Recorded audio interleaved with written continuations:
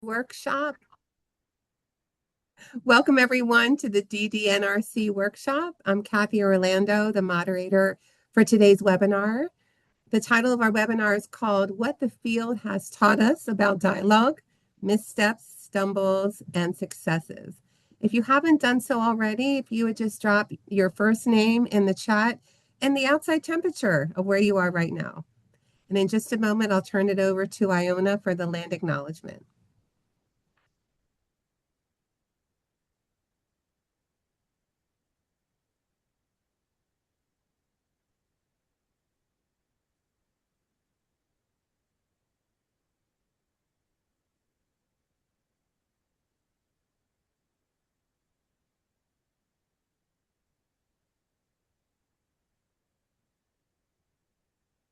Wow, someone's in 44 degrees. Thank you all for sharing.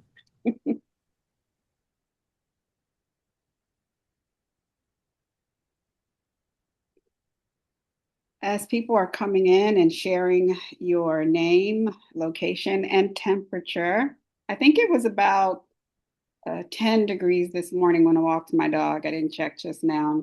My name is Iona Ringgold.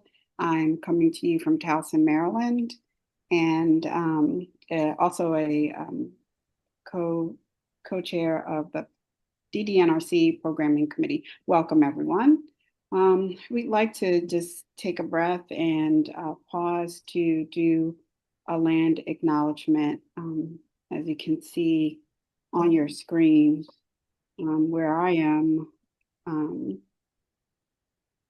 we are on the unceded and ancestral lands of Susquehannock, Nanticoke, and Piscataway peoples.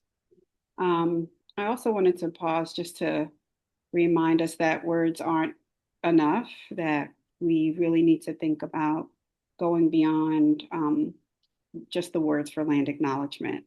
And I was struck by the absurdity this past week of, people who are native to this land who were being detained by immigration. And it just really just put a knot in my stomach. So there's continued work to do on social justice and acknowledging truth, but also the continued fight to not just speak the words, but to make a commitment as it relates to the native lands that we're on. I also wanted to say welcome to those of you who may be new to DDNRC, to let you know what our mission is. And we seek to contribute to transformative change in higher education with higher education institutions and partners, with our commitment to advancing innovative dialogic practices and addressing the multiple and persistent challenges to justice and equity. Also, you can see if you go to our website, difficultdialogue.org, you'll see the prongs of our mission as well. To lead dialogue, advance justice, promote equity, and foster transformational change. As you can see, I think the land acknowledgement actually hit me in the moment. And we thank you for those of you who have shared in the chat and just taking that moment to pause and acknowledge. I am going to pass it back over to Kathy Orlando, who will continue with our session today. Thank you, Iona. So thank you again for joining us today for this important conversation in community with each other. In today's workshop, we are normalizing that our dialogues don't always go as planned despite our preparation, working with others. Things just never go perfect. So today we are inviting you to join us thinking about the idea that dialogue is a practice, something that we have to always work on, refine, improve, learn, and grow from. Today we are so fortunate to have four incredible panelists with us who are going to be sharing their stories with us. As you know, we learn so much from each other, and it's so very important to be together at this time with each other as all of this matters. So with that, I'd like to introduce you to our panelists.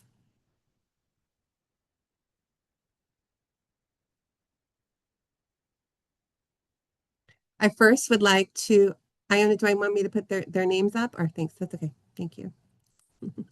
I'd like to first introduce Bob Brown. Thank you for being here.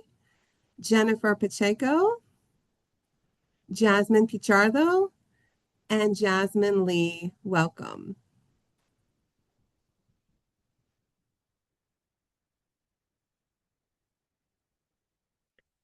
In today's agenda, we are going to hear from our panelists. We have 4 questions. We're hoping we get to all 4. They're going to be invited to share their stories, about 2 minutes each, so we can hear from them. They may choose to speak to all the questions. Some of the questions is going to be up to them. Then we're going to give you an opportunity to continue the learning and learn from each other in breakout rooms. We have 4 questions, we have 4 breakout rooms, and you're going to be invited to choose one. And so we're hoping that our participants will have an opportunity to choose the question of their choice. If the rooms become too crowded, we may invite some people to perhaps choose another question. After that, we will come together and we will wrap up and reflect. Okay, so I would like to invite our panelists. We have a slide with each question. If you would like, if it's easier, if you'd like to, use the raise hand feature so your shared panelists can see, who would like to say something so we can kind of keep it moving, but also give you an opportunity. If you don't see any other hands, you can perhaps elaborate on the question. And so all of our participants today and our panelists, let's take a look at the first question, which is, who are the people or experiences that make up your facilitation lineage? What approaches, values, or practices did you inherit or learn from mentors, communities, or formative experiences? And with that, we'll turn it over to our panelists.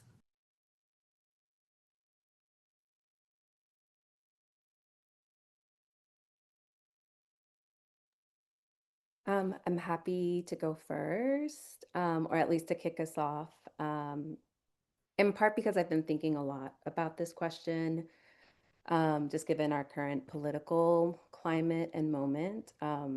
My dialogue lineage really started over 10 years ago, actually 15, with the rise of the Black Lives Matter movement and the death of Trayvon Martin. I was working with first gen low income high school students who had their own questions, had their own fears and anxieties, had questions about why folks were so angry, and really didn't have a space where they felt that they were going to be supported to explore um, or ask questions openly. And so that was my introduction into a process that I didn't know could be so structured, or that could be so formalized, but really was about being moved to create space for healing, to create space for repair, right? They were having conflicts with peers. And then from there came to Maryland, where I became familiar with the Words of Engagement Intergroup Dialogue program, um, and was really welcomed by a community of facilitators who opened my mind to what can really happen when you allow yourself to be vulnerable with others and create space for others to be vulnerable as well. Um, the intellectual lineage that is really shaping my facilitation today and that has shaped it over the years has really been Black feminist. And so I always come back to Bell Hooks and Audre Lorde, and Adrienne Marie Brown. Audre Lorde, in particular, talks about dismantling the oppressor that exists within me and within us. And that has become a really pivotal part of my practice as a facilitator and how I think about dialogue with all participants is inviting us to really reflect on how do we sustain these systems? How are we harmed by them? How are we complicit? and to really be interrogating our sense of agency in relationship to power, right? Across the board. We can be talking to our students about how they can take action. We can be talking to our colleagues around what action looks like. Yeah, I'll pause there, offering that as an opening for my fellow panelists to chime in. Thank you.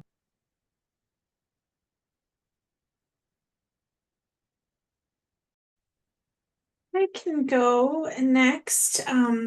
Thank you, Jasmine. I come to dialogue from community-based research. So in 2013, I was getting my master's in educational psychology, later learning sciences, and working with Latinx parents that were finishing high school. And so did a photo voice with them to really think about what would support them to graduate and work with the school. And so did dialogue circles with the students and shared that information and their art with the school administration. And so that was my first experience with the photo voice and with dialogue, and really from there decided that that work where facilitation as well as feedback and system change, so the praxis of action and dialogue, were something that I wanted to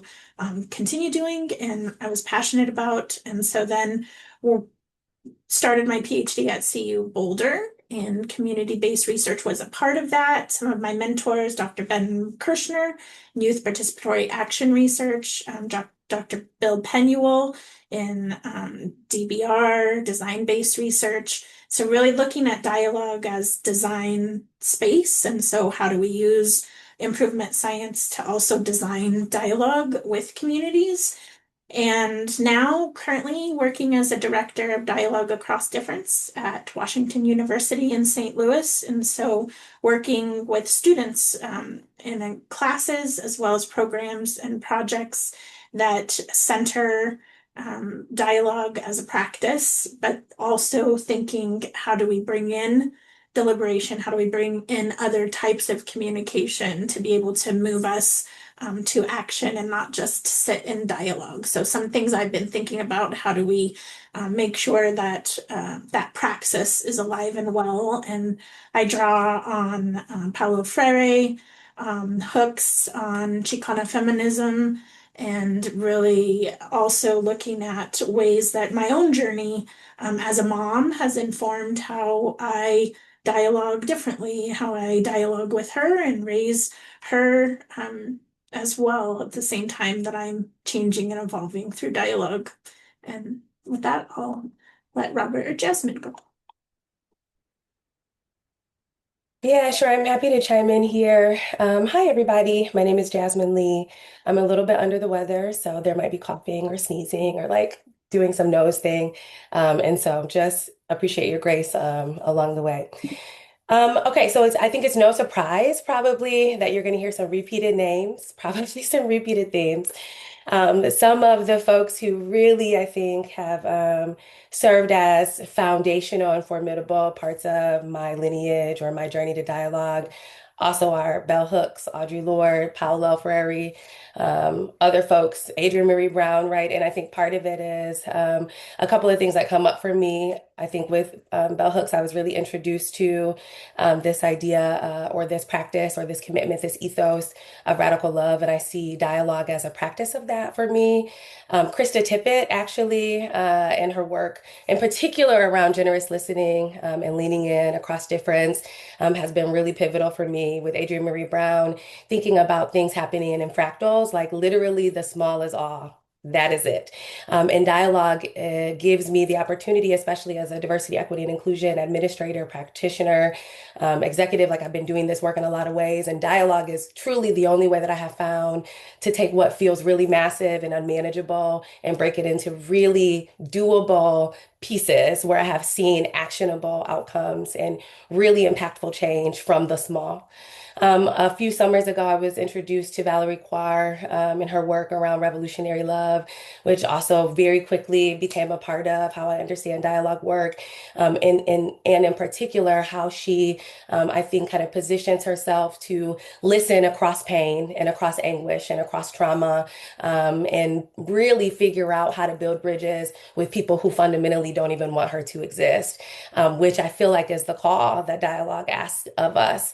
I also put kind of my response in sections. So that's kind of like how I think about it in scholarship.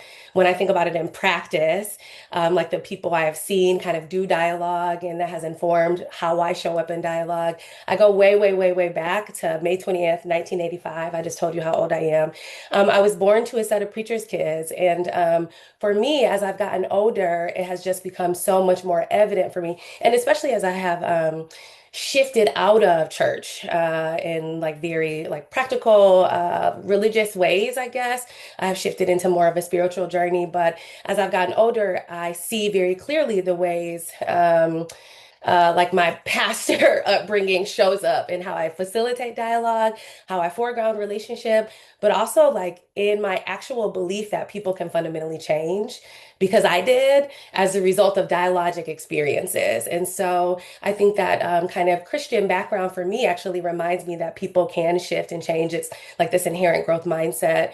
What else came up for me? IGR. So I'm an IGR baby. I was introduced to intergroup dialogue and the intergroup relations program at the University of Michigan. My Hawaiian professor, my two internship supervisors also were really pivotal in helping me understand the power of dialogue, but actually also putting it in practice.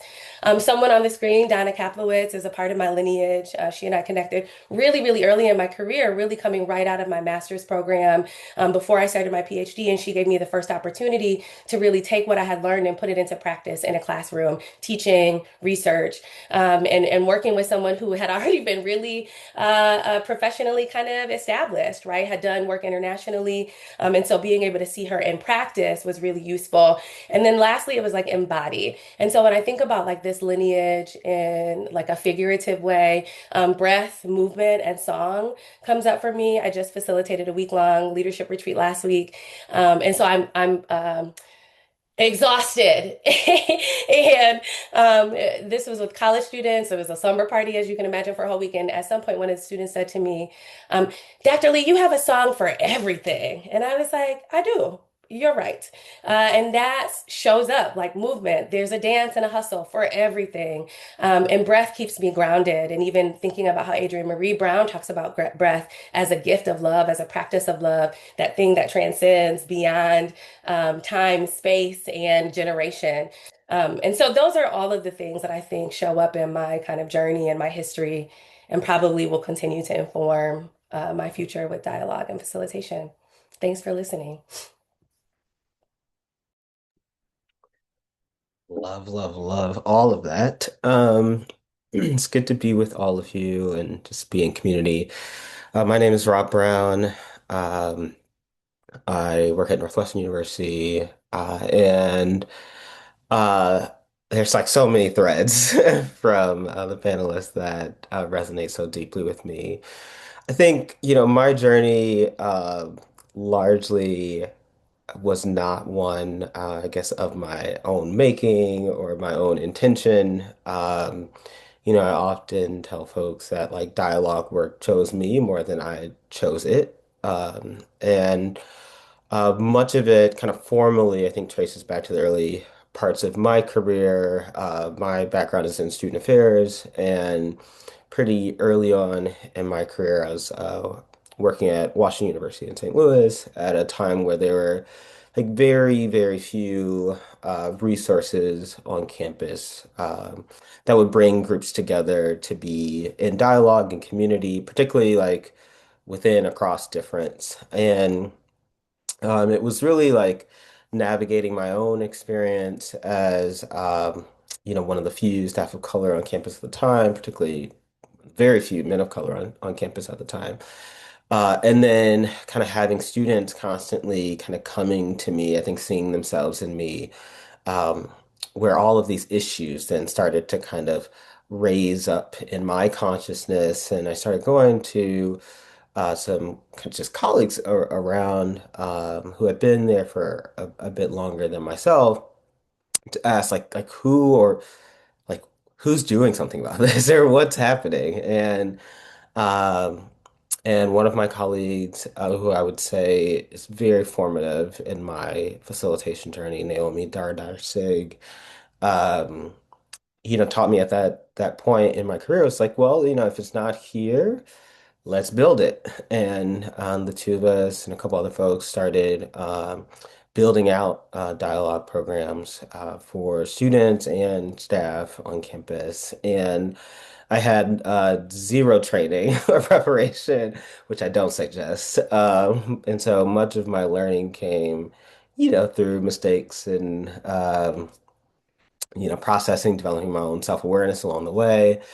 And, it became, it kind of got to a point where, I was experiencing so many um, challenges that I was just started looking around because I didn't have any kind of formal kind of background in this work to say, like, where are the places, spaces, people, professional development opportunities that I can seek out that could help to inform my work. And someone suggested that um, I attend the Social Justice Training Institute.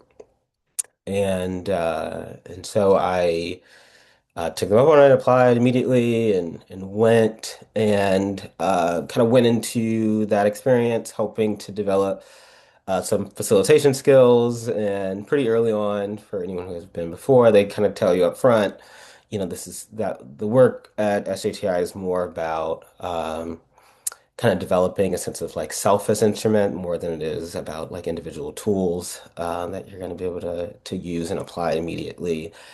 And I had no idea how much I needed to work the self before I could ever show up um, close to whole in community with others. And that experience and my connections with some of the faculty, Becky Martinez, Jamie Washington, Kathy Aubert, um, Tanya Williams, um, just unearth so much goodness, I think, within me that then kind of really crystallize my sense of like purpose and passion, for this work. And then that kind of just created lots of offshoots. Where, as I went to different institutions, I was at UW-Madison, got really involved in a program called the Leadership Institute, which was a kind of staff-based, faculty staff-based intergroup dialogue program. And there's like just a similar, very community of facilitators who kind of just like welcome me in. And I think that's something that has always resonated with me as I've kind of moved to and through different dialogic like programs and communities, is that there's often been this like spirit of hospitality. And I think it is that process of just building community that has always been a foundation and something that I then try to bring and set as kind of a core value in all the work that I do. Also got really involved in doing like masculinity dialogue. And working with college men, folks who identify as masculine, um, and doing some work kind of in community, and really working dominance as a dynamic, which was really formative in my development as a facilitator and like working with groups, learning more about myself as well. And then, I would say kind of through all that work and kind of as I moved to Northwestern, did some programs both on the faculty staff side and with undergraduate students, started partnering with a Sustained Dialogue Institute as well. And started kind of learning all of these different kind of frameworks and approaches to dialogue work. But I think, a couple things have continued to be true across all of it. And that for me, I've always asked the question or been reminded to ask the question of dialogue for what purpose. And so for me, like a dialogue for equity in the process of building a more socially just community, society has always been core.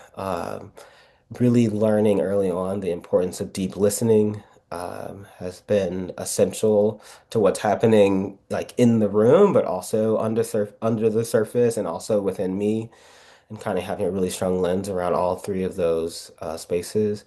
Um, Finding ways to connect the thinking and like the intellectual piece with the doing and just the being has been um, really, really important. And then finding ways to practice vulnerability, and which I think for me has been such a beautiful journey that um, I would say dialogue work has opened up my window of vulnerability probably more than therapy has, and I don't know if that's good or bad, but it has certainly been the catalyst, right, of uh, seeing the world more fully, but seeing myself with far more compassion. And so much of my gratitude around that has been the folks that I've been in dialogue with, who have helped to kind of hold up a mirror at times in my life. And so much of the intellectual work came later for me. As a scholar, I've done, a lot of my research and scholarship around the practice of critical pedagogy and development of critical consciousness. And so many of the folks that have already been named are kind of core to like my library that's right behind here. Um, Many of whom are feminist scholars. But I would say I would probably come back to the work of Bell Hooks and Paulo Freire most frequently as cornerstones, or when I'm a little like lost in the wilderness, they tend to reground me in really challenging times and moments like we're experiencing today. Thank you so much. You can see from what our panelists have shared, vast experiences, the depth of self-reflection. Thank you so much. Let's move to our second question. You're going to be invited to share about 2 minutes each about a time you had to figure something out on the fly, right? Does sound familiar? On the fly as a facilitator. When the plan fell apart or took an unexpected turn, what did you do? What happened? And what did you learn? And again, about 2 minutes each, please. And again, if you want to use the raise hand function, that'd be great.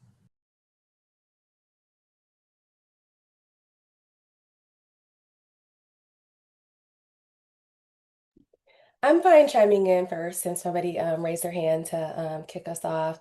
I'm in a moment today in real time doing this. So there's a group of us out in Maryland working together to plan a dialogue symposium, really designed to be in person on purpose. And we had some really kind of dynamic, funky ways of engaging.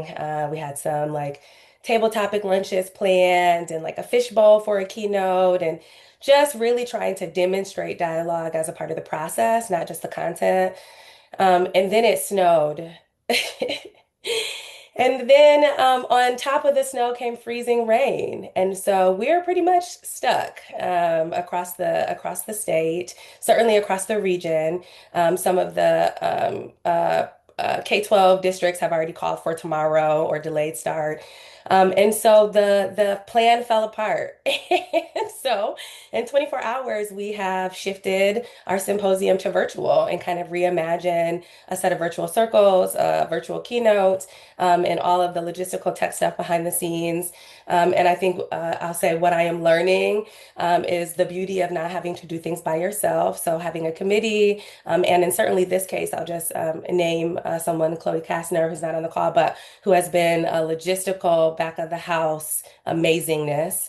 And so having not facilitating alone, right? So this idea of co-facilitation, or in our case, many facilitators, I think is the key lesson that has really been saving the day today. Because it's tomorrow. That I don't know if the weight of what I was trying to describe really came through.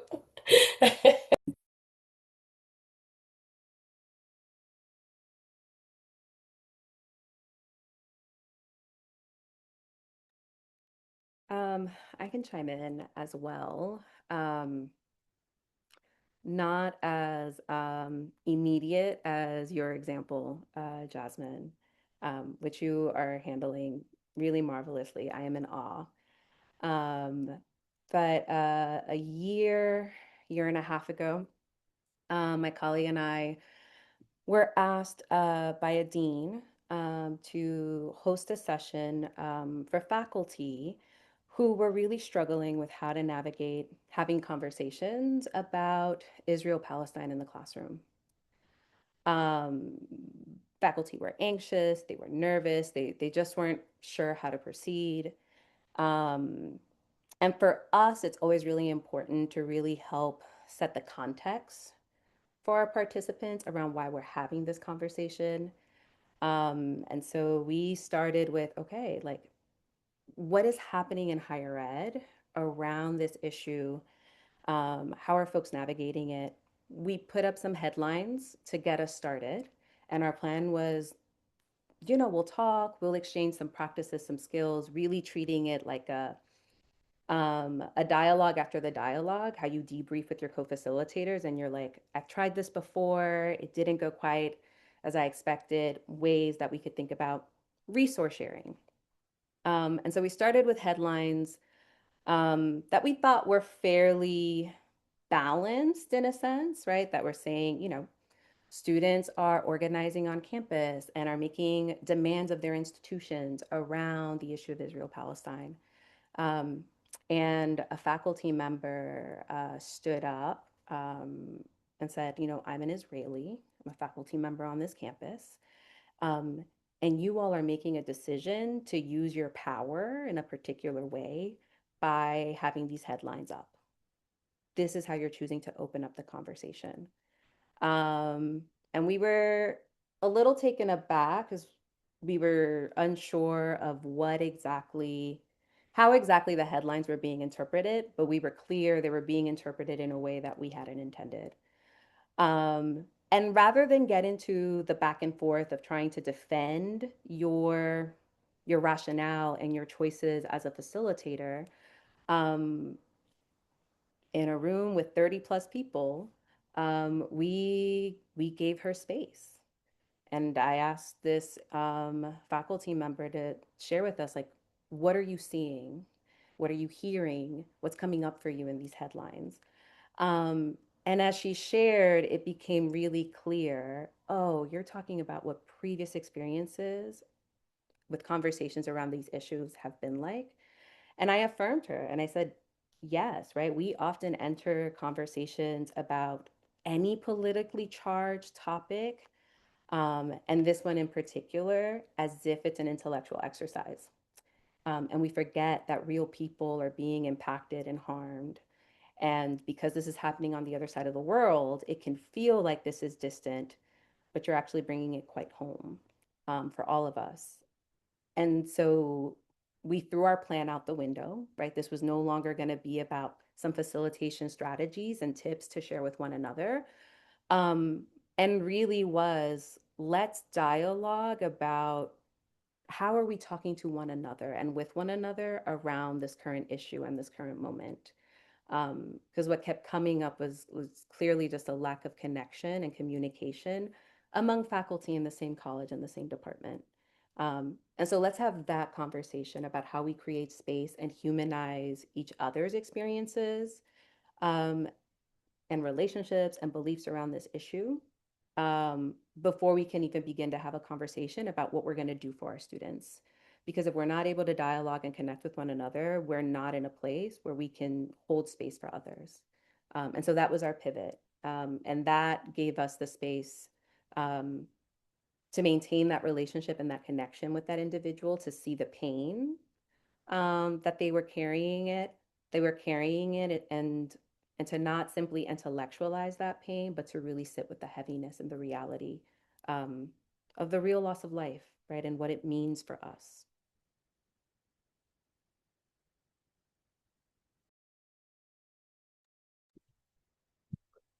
Um, for me, a couple different experiences come to mind. But one I guess I'll speak to is I was years ago now. I had worked with my team as leading an office called Social Justice Education and working with my staff who had developed a student leadership retreat where we were going to be kind of moving students through dialogue over the course of a weekend, many of whom were student activists or in some of the like prominent organizing groups on campus. And just one of the dynamics we noticed that we wanted to figure out a way to kind of cultivate dialogue around is just some of the probably what most maybe oversimplified way of explaining it, but it's kind of these infighting dynamics that were happening just amongst the community and the way that judgment um, was kind of passed, whether it was individual student to individual student or this group versus that group. And we wanted to create a moment and an exercise that would kind of bring some of those things to the forefront so that we could kind of process them and kind of highlight how kind of just destructive some of those things were to their sense of community as a collective and kind of move them through some reflections around that as a group. And my two of my staff members were responsible for developing some of the curriculum and built this what we all thought was a great activity where students kind of listened to some prompts around kind of like expectations that they either have for themselves or they would have for kind of other student activists or student leaders, the things that they would be willing to like sacrifice or risk. And it was kind of a whole bunch of prompts from, you know, I would speak out in class if, I don't know, my professor said something problematic to, I would be willing to get arrested at some type of action. And on and on and on, kind of from that full spectrum of like probably low risk to more high risk things. And the students were kind of all in a line, kind of holding hands, and we would read the prompts. And uh, depending on what choices they made, they would like move forward or stay standing where they were. And so by the end of the exercise, there was like a stratification. And the dynamic that I think we did not quite fully think through was how physically and emotionally powerful it would be for the students to go from literally holding each other's hands, being in community, to like feeling their peers let go of them and let go of each other. And it was like a dam broke. Um, and just the amount of like pretty visceral pain and anger that was reflective of pain and anger that they already had before the exercise about one another and about the vulnerabilities that they are experiencing and having to navigate. And when you're in like a retreat format, working like off-site, there's a lot of money. Um, we had meal times. Like there's a very rigid schedule, like where we were working with, and we kind of had to turn to each other and say, like, okay, the schedule be damned. Like, we've got to figure out a way uh, to move them through this. And some of their anger was with each other. Some of it was with our curriculum. You all set us up to do this, and you like we're trying to bring all this up, and so some of that anger then got pointed at us, and so there's just like a lot of different things that it brought up for the group and for us, and even as like a director of the office, I think even for my team members at the time, like it was interesting to see like what it brought up for them in terms of um, some of their own like self-reflection around like failure. Like I failed these students based on my design and things like that. And so, Thank you. Thank you so much, Bob. Like what you're sharing and all the powerful elements when you shared the image of going from students holding each other to letting go. And as all of you are describing, incredible, incredible moments there. Thank you so much. Jennifer, did you want to share on this question before we move on? Sure. One of the moments that came to mind for me was in Boulder back in 2021. I was teaching a dialogue across difference course, and there was a Marshall fire that had happened in December. This was in the springtime, and we were slated to have class as normal.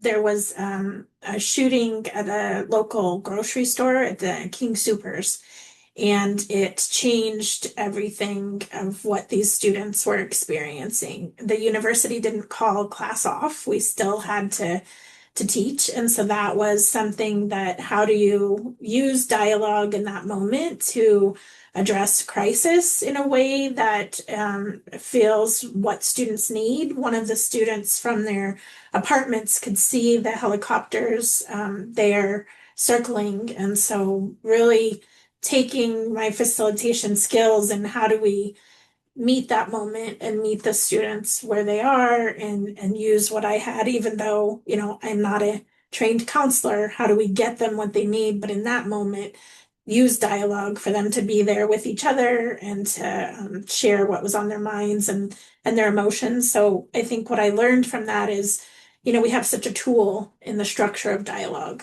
in the ways that we bring people together and create community, that in that moment that's what was needed. And so to lean on what becomes muscle memory or what becomes something that we practice so often and leaning into that with a group of students.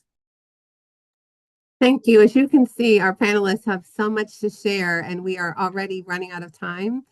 We just made the note that we're going to extend the discussion about 5 minutes more, and we're going to offer you your choice of responding to one of two remaining questions. Iona is going to share those with you, and if you, again, we're going to really try to stop this segment around 3:50. So if you try to keep your responses or respond to one question, that'd be great. So Iona, when you're ready, we'll put those questions up, please.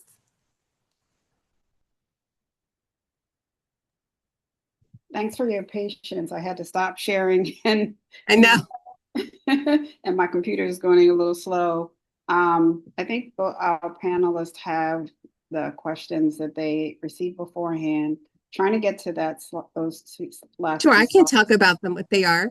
We talked Yeah, about one of you the tell them. questions had to do with navigating when traditional frameworks didn't align with the cultural values or dynamics of the community was one question.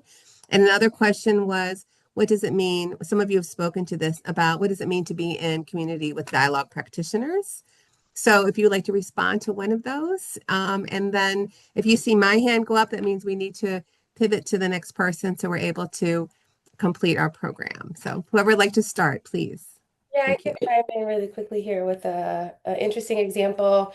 At UMBC, we had the opportunity to revamp our Welcome Week DEI program, which traditionally was like a lecture. They bring in some external speaker who's engaging to like introduce values of diversity, equity, and inclusion. A couple of years ago, we took a dialogue approach and shifted it completely. So we took students through a dialogue process to develop their own stories. They shared their stories with the incoming class via a video and some live monologue delivery. And then the entire first year class, after engaging with that, breaks into small groups and engages in facilitated, moderated circles to explore what it means to bring their story to campus and what it means for them to keep space for other people's stories. And so just kind of taking a non-traditional dialogic approach to meet 1,200 students at one time has been really exciting and actually is getting an award this year at ACPA. So Kudos. Awesome. Thank you. Someone else. I can quickly share. I have lots of conversations with participants and peers around Brave Space. It's a mainstay in dialogue, and more the question is being asked, like, brave for who? Right? If we think about the Brave Space article, it really does center students with historically privileged identities who are nervous, unsure about speaking up in dialogue, sharing their perspectives and experiences. And I once had a Black woman student actually say to me, I'm brave every day. I'm brave every time I step out the door. I'm brave coming into this class, and you're asking me to be braver by being vulnerable with people that I don't trust. And it was one of the first of many instances where I was like, oh, we really need to rethink and reframe how we use this framework, because I do think Brave Space offers us something, and complicating it a bit more by really incorporating a conversation about identity and how people respond to vulnerability based on identity. And so now when I have the conversation about Brave Space, when I introduce it in training or in dialogue, we actually pause and have a conversation about, well, a dialogue really about what does it mean to be brave for you, right? What does it mean to be vulnerable, right? And how is your vulnerability received based on your identities, right? And what kind of space do we want to cultivate together so that we're rewarding folks for their vulnerability and for taking that risk rather than sanctioning, chastising, or silencing.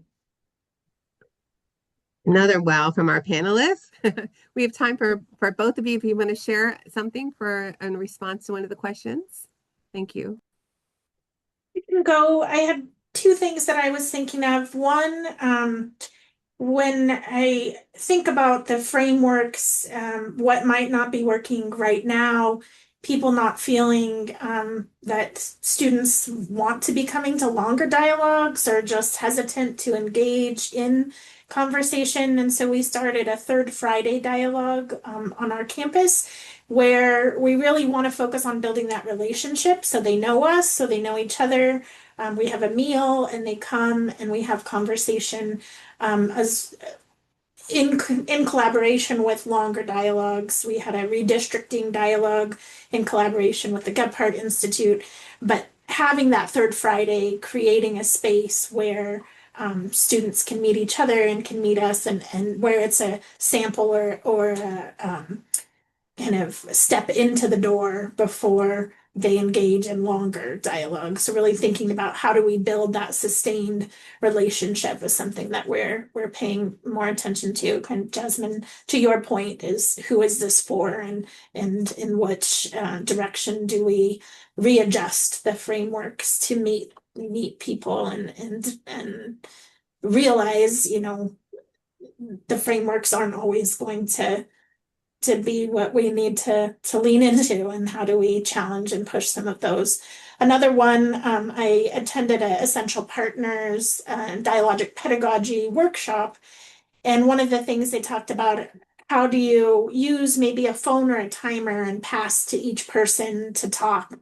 And I was working with mostly Mexicanas, and I'm like, this is not gonna work. Like, we're not gonna, it's not, someone's gonna take that phone and flip it through the other side of the room. Like, that's not gonna be how we take turns. And so thinking through, like, what is culturally relevant in terms of time, airspace, community, sharing stories, just being together.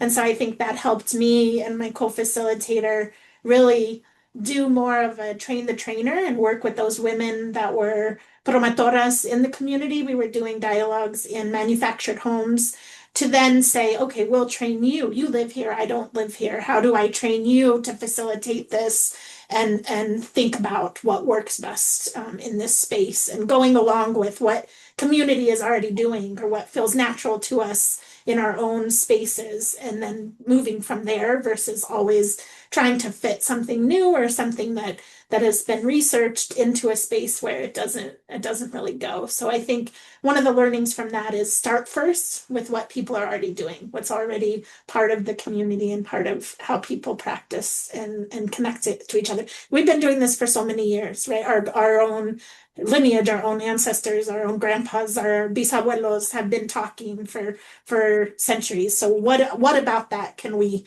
learn from and move and shift frameworks that are in place to make it something that works? Yeah, all the people-centered. Yes. Great. All right, and Bob, you have our last word before we shift to breakouts. So what would you like to add? Yeah, I would just say for me, being in community is essential. I think being a part of communities like this, I think have been one of the greatest spaces of like just learning and development, reflection, adopting new practices, kind of quote unquote talking shop and just seeing how people approach different challenges that I think are really unique. And so having relationships with folks who have shared experience can be so helpful, and even more essential with folks that I am like in co-facilitation with, like have a depth of relationship, where we understand each other's strengths, styles, triggers, knowing how to position ourselves in the room to be able to just kind of glance across the room, make eye contact, and kind of have a sense of like where that other person is at, and like, do I need to step up, step back, tap this person in, out, is so incredibly important in general, but especially in those moments where unexpected challenges come up. Thank you. I heard the bodily agility, intellectual agility, skill agility, people moving, processing, changing, transforming. Thank you so very much to all of our panelists. We're going to be continuing our sharing. What we'd like you to do is take a moment to reflect on these questions. Take a moment to read them over, and you're going to have opportunities now to learn from each other. So please don't leave. We need your voice. We want to learn from you. So we would like you to look at the questions and pick a breakout room. And then if someone could give me a thumbs up that the rooms are open, we can have our participants select rooms. When you come back, I will not be here. I'm off to teaching grad school, but it's been a pleasure to be with you in this space. So it looks like our breakout rooms are open. And so please choose a room and enjoy learning from each other.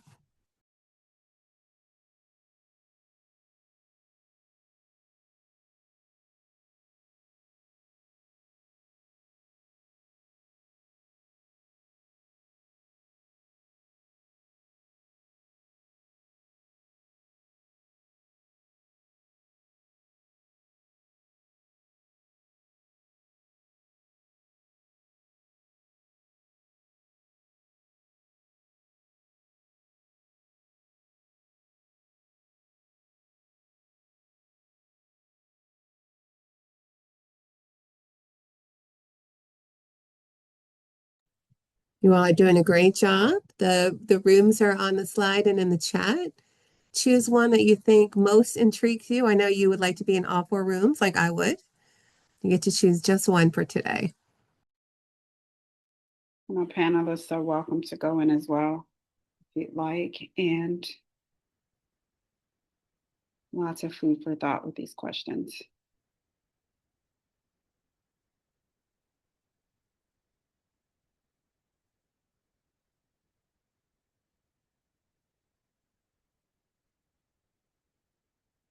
I'm going to stop sharing that screen.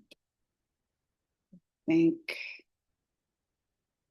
those questions are in the chat for the breakout rooms. Iona, I'm not seeing anything prompting me to choose a breakout room. Will I just be put in room 3 since that is the one that I am assigned to? No, go down, use your menu to